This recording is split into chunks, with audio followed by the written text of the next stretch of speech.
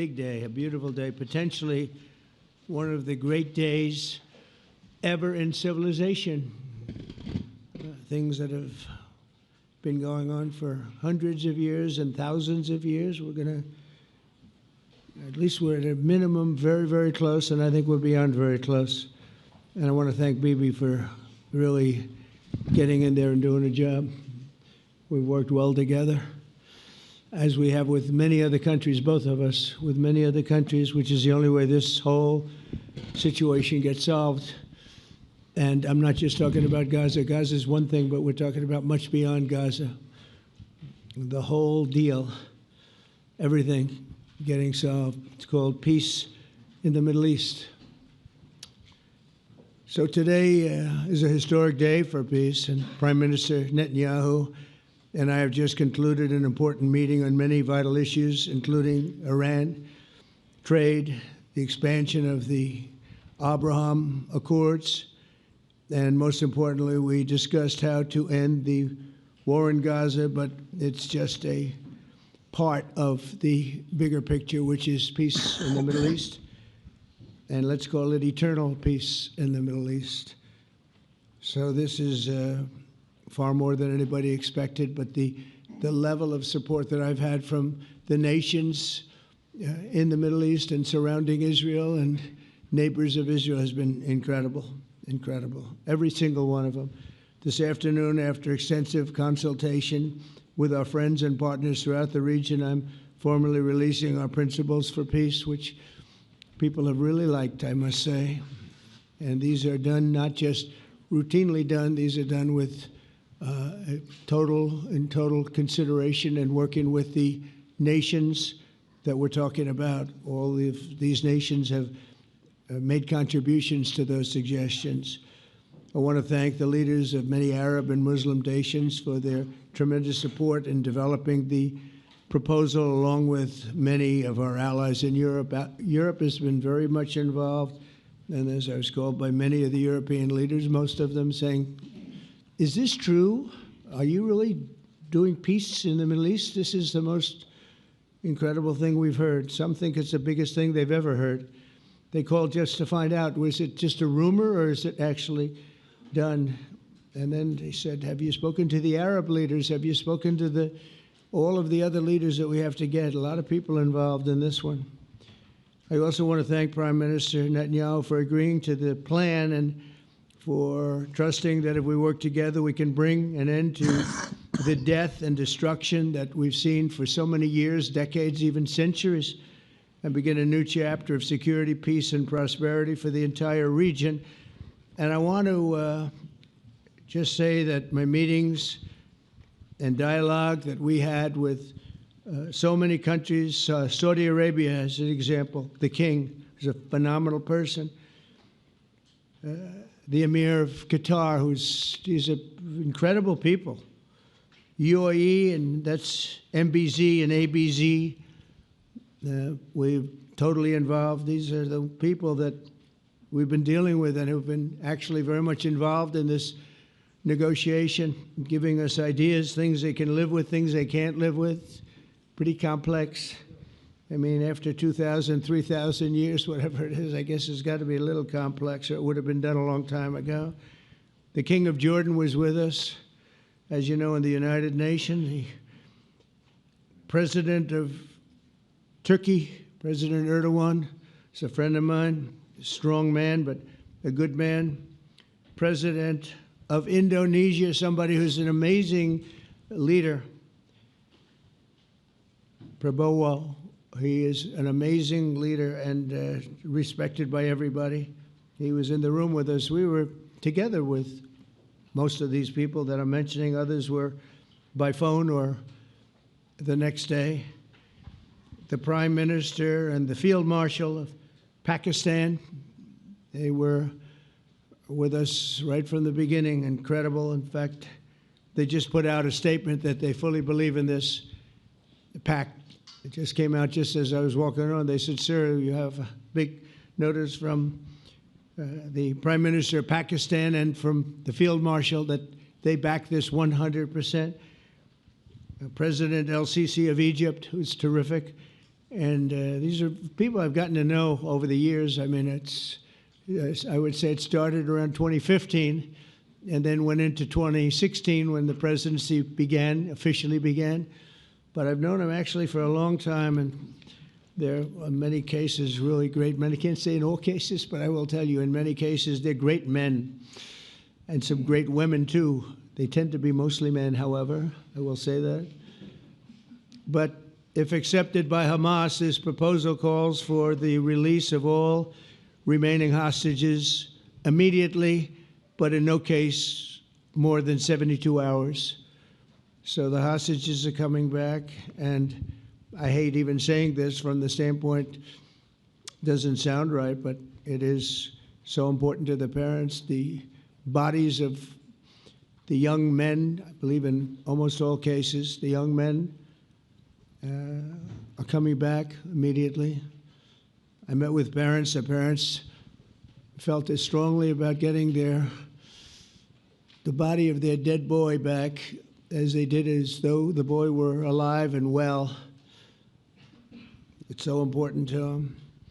And it means the immediate end to the war itself, not just Gaza. It's the war itself. Under the plan, Arab and Muslim countries have committed, and in writing in many cases, but I actually would take their word for it. The people I mentioned, I'd take their word for it, to demilitarize Gaza, and that's quickly. Decommission the military capabilities of Hamas and all other terror organizations.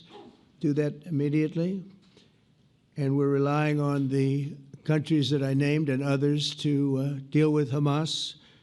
And I'm hearing that Hamas wants to get this done too, and that's a good thing. And destroy all terror infrastructure, including the tunnels, weapons of production facilities. They have a lot of production facilities that we're destroying. They'll also help train local police forces in the areas that we're discussing right now, in particular in and around Gaza, working with the new transitional authority in Gaza. All parties will agree on a timeline for Israeli forces to withdraw in phases. They'll be withdrawing in phases. No more shooting, hopefully. As progress is made toward achieving these goals, Arab and Muslim nations need to be allowed the chance to fulfill these commitments of dealing with Hamas. They have to deal with them because they were the one group that we have not dealt with. I haven't dealt with them. But the Arab countries are going to, and Muslim countries are going to be dealing with Hamas, and I believe they've already been there. I think they probably have an understanding, and they haven't maybe mentioned that, but I would imagine they do, otherwise they wouldn't have gone as far as they've gone. If they're unable to do so, then Israel would have the absolute right and actually our full backing, the U.S. full backing. Marco's here, and a lot of our leaders are here, our great Vice President, Susie Wiles, Steve Witkoff, Jared Kushner. They've been so involved in this process. I don't think anybody else could have done it or even come close. But it's we're right there. We're right there. First time in thousands of years, I think you can probably say, if you really look into it, if you study back, if you're a scholar, you would say thousands of years. Israel would have my full backing to finish the job of destroying the threat of Hamas. But I hope that we're going to have a deal for peace. And if Hamas rejects the deal, which is always possible, they're the only one left. Everyone else has accepted it. But I have a feeling that we're going to have a positive answer. But if not, as you know, Bibi, you'd have our full backing to do what you would have to do. Everyone understands that the ultimate result must be the elimination of any danger posed in the region, and that danger is caused by Hamas. The tyranny of terror has to end, and this is, again, something that we're looking for. This is eternity. This is for forever. To ensure the success of this effort, my plan calls for the creation of a new international oversight body, the Board of Peace, we call it, the Board of Peace, sort of a beautiful name, the Board of Peace, which will be headed, not at my request, believe me, I'm very busy, but we have to make sure this works. The leaders of the Arab world and Israel and everybody involved asked me to do this, so it would be headed by a gentleman known as President Donald J. Trump of the United States. That's what I want, is some extra work to do, but it's so important that I'm willing to do it, and we'll do it right, and we're going to put leaders from other countries on, and leaders that are very distinguished leaders, and we'll have a board, and one of the people that wants to be on the board is the UK former Prime Minister, Tony Blair, good man, very good man, and some others, and they'll be named over the next few days, and it'll be quite the board. Working, everybody wants to be on it now. I don't know if that had anything to do. They named me and everybody else wanted to be on it. I guess they figure, well, he's a soft touch. He'll be easy to deal with. Working with the World Bank and others, it will be responsible for recruiting and training a new government that will be made up of Palestinians along with highly qualified experts from all around the world.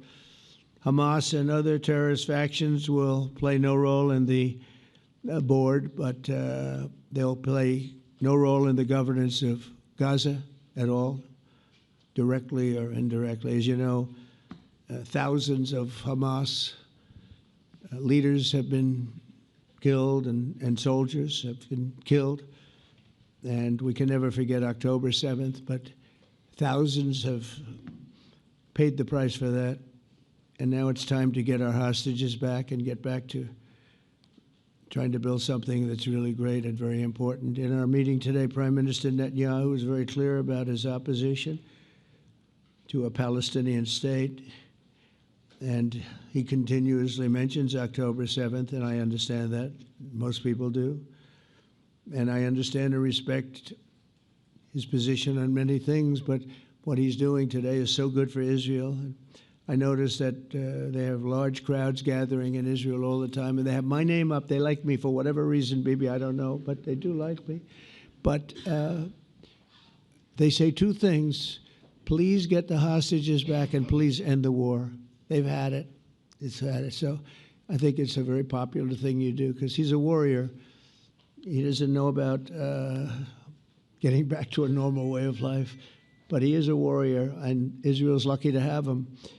But now the people want to get back to peace. They want to get back to normalization in a true sense. Several countries have foolishly recognized the Palestinian state. As you know, some of our European friends, allies, good people, but they're really, I think, doing that because they're very tired of what's going on for so many decades. They've been presidents and prime ministers for years, and during this time, having to do with the Middle East, all they're doing is talking about the same thing over and over. They want to see it get back. And nobody wants that more than me, or I believe Bibi too. But the people of Israel want it. They really want it. They want the hostages back.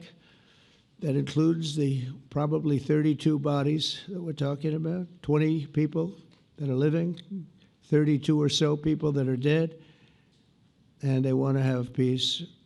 So let us not forget how we got here. Hamas was elected by the Palestinian people. Israel withdrew from Gaza thinking they would live in peace. Remember that a long time ago? They withdrew. They said, you take it. This is our contribution to peace. But that didn't work out. That didn't work out. It was the opposite of peace. They pulled away. They let them have it. And I never forgot that, because I said, that doesn't sound like a good deal to me. As a real estate person, I mean, they gave up the ocean, right? Ron, they gave up the ocean. They said, who would do this deal? And it still didn't work out. They were very generous, actually. And they gave up the most magnificent piece of land in many ways in the Middle East. And they said, all we want to do now is have peace. And that request was not honored. Instead of building a better life for the Palestinians, Hamas diverted resources to build over 400 miles of tunnels and terror infrastructure, rocket production facilities, and hid their military command posts and launch sites in hospitals, schools, and mosques. So if you went after them, you'd be after them, and you wouldn't even realize you ended up knocking out a hospital or school or a mosque. That terrible thing, terrible way to have to fight. No fight is good, but that's a real bad one. So there are many Palestinians who wish to live in peace. Many. I've seen so many of them, and they have support. And I challenge the Palestinians to take responsibility for their destiny, because that's what we're giving them. We're giving them responsibility for their destiny, fully condemn and prohibit terrorism and earn their way to a brighter future. They don't want the life that they've had. They've had a rough life with Hamas. If the Palestinian Authority does not complete the reforms that I laid out in my vision for peace in 2020, they'll have only themselves to blame. We're giving them an amazing footprint, and they have amazing support from the leaders of the Arab world and the Muslim world, the great leaders. These are great leaders. These are unbelievable leaders that have built great countries and very wealthy countries. What the future holds for the Palestinians, no one really knows, but the plan that we put forward today is focused on ending the war immediately, getting all of our hostages back, getting everything back. Hard to believe when you even say it. And creating conditions for durable Israeli security and Palestinian success. Israeli security is going to be involved. We're going to help you. We'll be there with you in terms of helping with security. We want to make sure it works. We just want to make sure it works. There shouldn't be a shot fired. Now, there will be, I guess, because that's the way it seems to be, but there shouldn't have to be within a few days. There shouldn't have to be a shot fired. Maybe for eternity. Wouldn't that be nice? I hope it's true. I can tell you the leadership of that region feels that there's a good chance of it being true. So this will lead to this agreement that we're talking about will lead to a sustainable long-term peace. No president in history has been a greater friend of the state of Israel than I have, in addition to negotiating the Abraham Accords. I like to say it that way because the real people, that's what they call Abraham. I would say Abraham, but it's so much nicer when you say Abraham. So much more elegant. But the Abraham Accords are amazing. Jared, you did that along with your group of geniuses, and nobody thought that could be done. We have 4 countries, and Sleepy Joe Biden didn't do a thing. He didn't even know what the hell they were. He should have had them fold up. But I think this will also lead to packing them. And who knows, maybe even Iran can get in there. I hope. We hope we're going to be able to get along with Iran. I think they're going to be open to it. I really believe that. But they could be a member. I long ago said, I'll bet you at some point Iran will be a member of the Accords. And little did I realize it was going to take this turn. That was some turn we did with the B-2s. But I think they might very well be there because it's a great thing for them economically. I recognize the eternal capital of Israel. I opened the American embassy in Jerusalem. That was something that everyone said would never be done, could never be done. Virtually every president for many, many years, for decades, would campaign on making Jerusalem the capital of Israel. They campaigned on it over and over. Is that right, Steve? Is that right? Everyone, and when they got to it, and I understand why now, because it was so, when I got to office, I campaigned on it too. I said, we're going to make it, and then I'd get calls from the leaders of various countries saying, please don't do it, please don't do it. It'll end the whole world, please don't do it. And finally, I just didn't say anything, and I did it.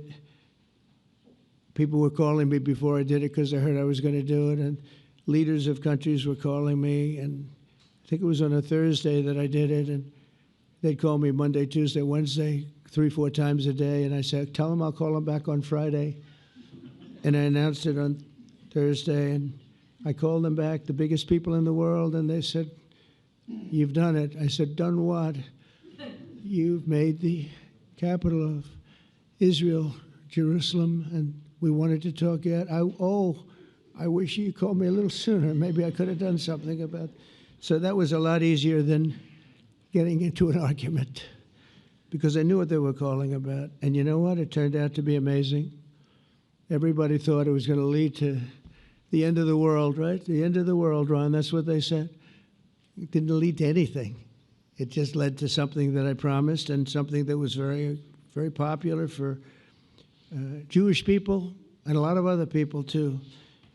I recognize Israeli sovereignty over the Golan Heights, and I cut taxpayer funding to the corrupt United Nations Relief and Works Agency. And United Nations was interesting because, as you know, a few days ago they introduced me. Ladies and gentlemen, the President of the United States. I'm looking at my teleprompter, and the thing was dead, stone cold, dead. The thing's up here. I have a long, beautiful speech to make. I'm back 30 feet back, and I'm saying, they're introducing me. There's nothing on my teleprompter. So, but I made a speech. I actually got good marks. You think Biden could have done that? I don't think so. I don't think he could have done that. I don't think too many people could have done it. But actually, it was actually more of a speech from my heart, if you want to know the truth. I think it was maybe better in certain ways because it was from the heart. It has to be from the heart. Otherwise, you're in big trouble. But I cut taxpayer funding for that very corrupt United Nations Relief and Works Agency, and nobody thought that would be done, and withdrew from the horrible Iran nuclear deal that was imposed upon Israel by Barack Hussein Obama and Biden. And I don't think Biden knew anything about it, though. I don't think he knows anything about it now, actually, if you ask him. He'd say, what is that? And we obliterated Iran's nuclear enrichment capacity, making it impossible for them to have a nuclear weapon, which they would have had probably in about 2 months from that. But I've never asked Israel to compromise its security, but we had big, strong talk. Nobody's been better to Israel. No president's been better to Israel than Donald Trump. But we had a long, strong talk, Bibi and I, and he understands it's time. It's time. History has shown. And the people of Israel want it. And the people of the Middle East want it. The people of enemies of Israel want it. But they don't have really too many enemies right now. And you know what? Many countries have gained great respect for Israel, for the way they fight, for the job they do, including me. I had respect anyway, but they gained respect. History has shown us that those who have relations with Israel have thrived, while those who have devoted resources and attention toward the destruction and even annihilation of Israel have languished. They haven't done well. Israel is not going anywhere. They're going to coexist with other people and countries in the region, from Syria to Lebanon to Saudi Arabia. The promise of a new Middle East is so clearly within our reach. This is the closest we've ever come to real peace, not fake peace, not political fool's peace. If we can get this difficult problem solved, the opportunities for all within that vast region of this world, it's a vast region, it's unlimited. The Abraham Accords show that all countries are better off when they communicate and work together and embrace new opportunities. I hope Jared and Steve and Susie and Marco and JD, we have great people. I hope you guys are going to work very hard to get these other countries in, because now they have no excuse. There's no longer an excuse. They were somewhere hesitant. And I tell you, the 4 countries that went in, I give them tremendous credit, and it's worked out incredibly well for them. In the same spirit, I'm pleased to report that earlier today we took another important step toward greater understanding in the region. A short time ago, we had a historic phone call in the Oval Office with Prime Minister Tani, who's really a great person. So we had a great talk, and I was on the phone, and Bibi was talking. Prime Minister Al-Thani was of Qatar. They really had a heart-to-heart conversation. It was a great conversation, I thought. It was productive. It was everything that you need to have something turn out to be successful. And I want to thank Bibi, and I want to thank the Prime Minister. It was fantastic. We agreed to launch a formal trilateral mechanism between Israel, Qatar, and the United States to begin a dialogue to enhance mutual security, correct misperceptions and avoid future misgivings. And I want to thank Qatar, its leadership, and the Emir. He's a fantastic person. I think, you know, I'm going to be his public relations man because I know him differently than a lot of people know him. But he wants peace. He wants to see peace. And his people, and they really acknowledge the critical role that they've played as mediator. And again, we're not quite finished. We have to get Hamas, but I think they're going to be able to do that. So now it's time for Hamas to accept the terms of the plan that we've put forward today. And again, this is a different Hamas than we were dealing with because I guess over 20,000 have been killed. Their leadership has been killed 3 times over. So you're really dealing with different people than we've been dealing with over the last 4 years, 5 years. Everyone has done their part and come to the table in good faith. Our Arab and Muslim partners are fully prepared to step up and fulfill their commitments for the benefit of the people of Gaza and the entire region. They're willing to step up and do a lot. They really are. There are a lot of good people involved. Everybody who wants to see an end to the violence and destruction should be united in calling for Hamas to accept the extremely fair proposal so that we can end the war and get us back our hostages right now and have everlasting peace.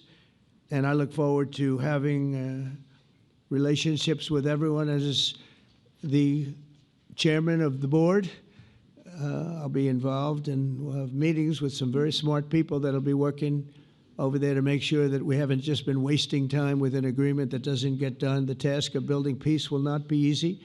There are some of the hardest problems in the world to solve, and that's why it's been going on for so many centuries. But too many lives are at stake not to try, and this is more than a try. I mean, I think this is something that gets done when you have virtually every country, and these are powerful, powerful countries that have a lot of money, and the money can make things happen. A lot of countries try, and they don't have any money. These are very rich countries that can make things happen. So together we'll forge a much safer and more hopeful future for everybody, including Israel.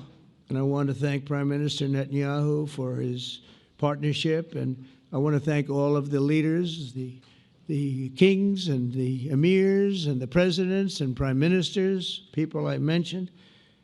And they've been absolutely fantastic to work with. And it's just happened very quickly. It's happened from a couple of weeks before I had a couple of meetings, but a couple of weeks before we went to the United Nations, and we had some incredible meetings. It all came to place. It all took place, and everybody wanted to be a part of it. I don't have anybody that's saying we don't want anything to do with it. It's just the opposite. And I'll tell you, a couple of years ago, a year ago, I don't think we would have had this kind of participation, Mr. VP, right? I don't think we would have had. It's been amazing. The participation was 100%. Everybody wants to be a part of it. And everybody, those very strong countries, everybody wants it to work. So, Bibi, congratulations on this. I think this will be your crowning achievement, frankly. If this all works out, we think it will. It's going to be your crowning achievement. And I want to thank you very much for being here. Thank you. Please. Thank you.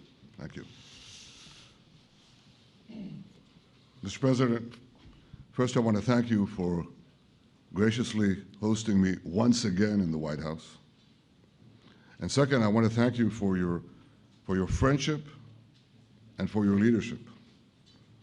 From Jerusalem to Tehran, from the Golan Heights to Gaza, you've proven time and again what I've said many times. You are the greatest friend that Israel has ever had in the White House. And Mr. President, you and I both know it's not even close.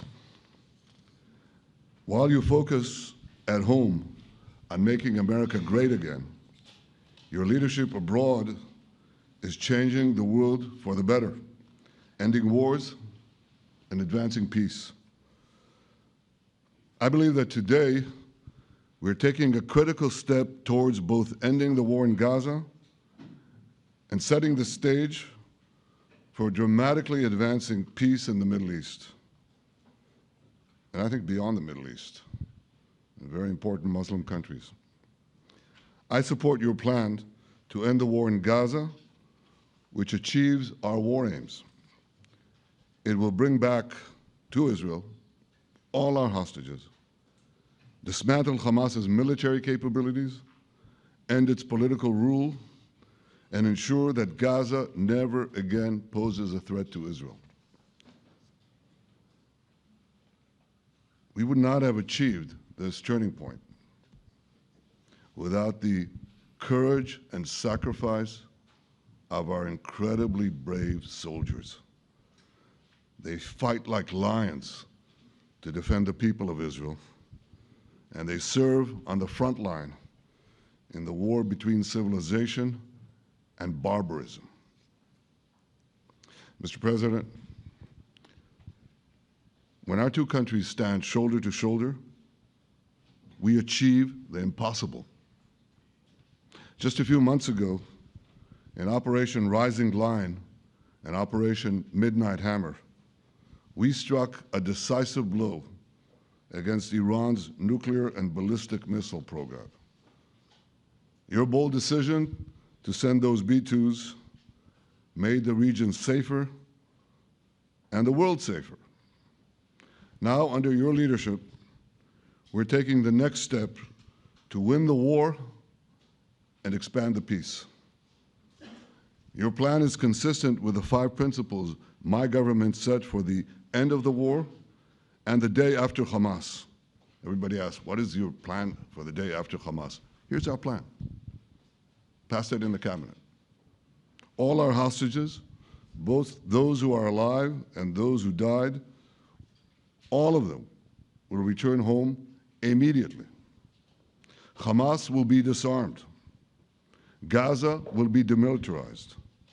Israel will retain security responsibility, including a security perimeter for the foreseeable future. And lastly, Gaza will have a peaceful civilian administration that is run neither by Hamas nor by the Palestinian Authority.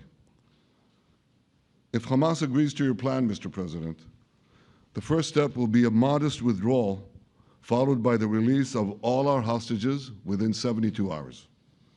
The next step will be the establishment of an international body charged with fully disarming Hamas and demilitarizing Gaza. I appreciate your willingness to lead the body, Mr. President. I really appreciate it because you have a lot of things to do, and this is important. And it reflects the confidence that this will give everyone, that things will be followed up on all the commitments made. The fact that you're taking this on, I think, helps a lot to make sure that everything flows in the direction that we want. Now, if this international body succeeds, we will have permanently ended the war. Israel will conduct further withdrawals linked to the extent of disarmament and demilitarization, but will remain in the security perimeter for the foreseeable future. I think we should understand that we're giving everybody a chance to have this done peacefully, something that will achieve all our war objectives without any further bloodshed. But if Hamas rejects your plan, Mr. President, or if they supposedly accept it and then basically do everything to counter it, then Israel will finish the job by itself. This can be done the easy way, or it can be done the hard way, but it will be done. We prefer the easy way, but it has to be done. All these goals must be achieved because we didn't fight this horrible fight, sacrifice the finest of our young men to have Hamas stay in Gaza and threaten us again and again and again with these horrific massacres. Mr. President, I was encouraged by your clear statement at the UN against the recognition of a Palestinian state. That would be an outcome that, after October 7th, would reward terrorism, undermine security, and endanger Israel's very existence. As for the Palestinian Authority, I appreciate your firm position that the PA could have no role whatsoever in Gaza without undergoing a radical and genuine transformation. In your 2020 peace plan, which you mentioned just now, you made clear what that transformation requires. It's not lip service. It's not checking a box. It's a fundamental, genuine, and enduring transformation. And that means ending pay to slay, changing the poisonous textbooks that teach hatred to Jews, to Palestinian children, stopping incitement in the media, ending lawfare against Israel at the ICC, the ICJ, recognizing the Jewish state, and many, many other reforms. It won't come as a surprise to you that the vast majority of Israelis have no faith that the PA Leopard will change its spots.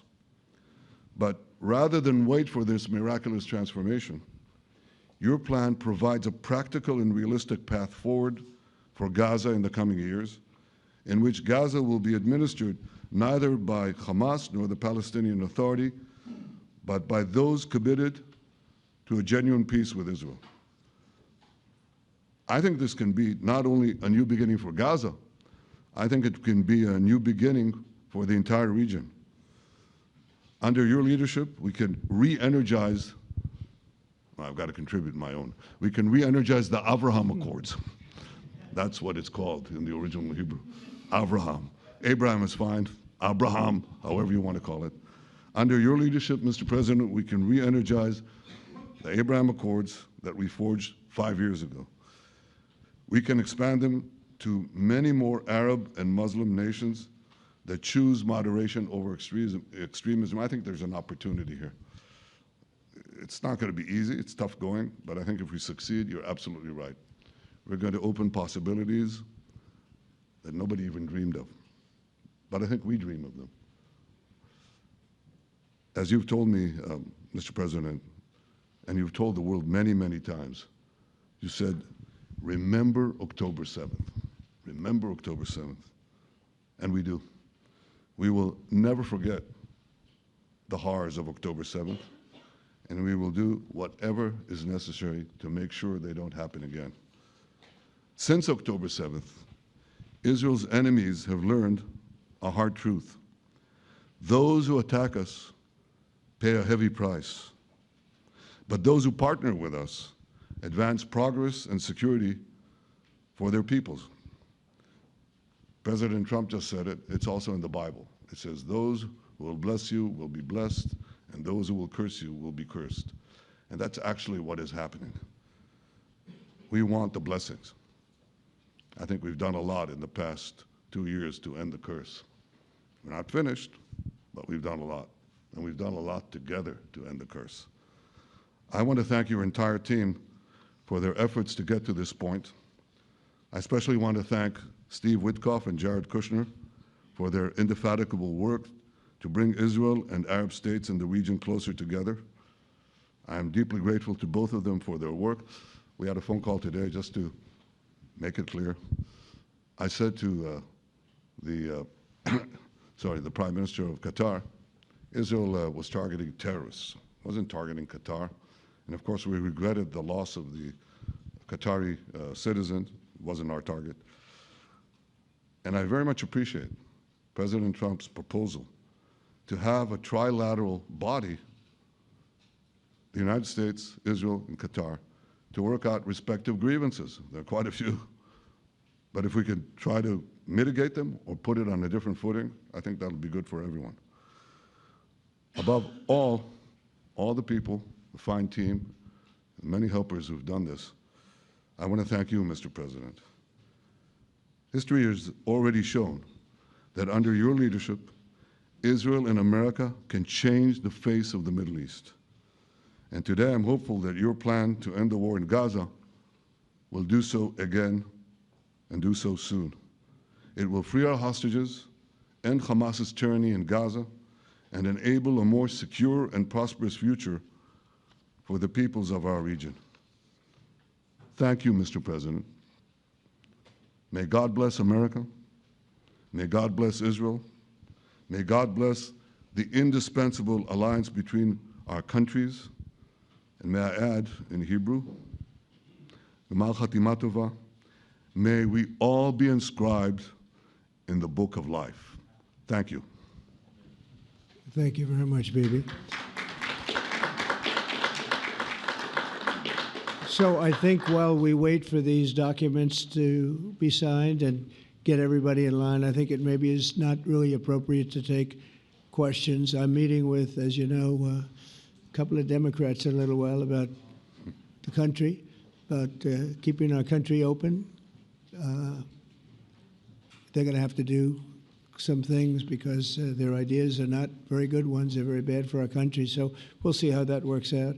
But this is something that was really historic today. This was something that was amazing. I think, Bibi, I mean, depending on you, I think while we're waiting for signatures and waiting for approvals from a lot of different countries that are involved in this, we probably shouldn't take questions? Or would you like to take a question or two from perhaps a friendly Israeli reporter, if there's such a thing? That's a very, very tough proposition. But I would think, Mr. President, that I would go by your instinct that this is, we'll have enough time for questions. Let's settle the issue first, I think. No. Thank you very much, everybody.